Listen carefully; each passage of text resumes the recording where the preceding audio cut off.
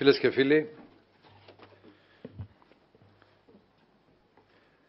κάποιοι στο εξωτερικό μπορεί να μας έχουν ξεγραμμένους, αλλά στο χέρι μας είναι να τους διαψεύσουμε.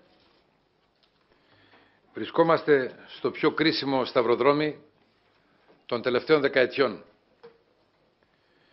Είτε θα επιβεβαιώσουμε εκείνους οι οποίοι μας προσβάλλουν καθημερινά, είτε θα αποδείξουμε ότι έχουμε την δύναμη να αλλάξουμε τη μοίρα μας και να γίνουμε από διεθνές παράδειγμα προς αποφυγή, κορυφαίο παράδειγμα προς μίμηση. Αυτό ουσιαστικά... Μπράβο παιδί μου! Μπράβο ήρωα! Μπράβο Καραϊσκάκη! Μπράβο Λεοντάρη μου!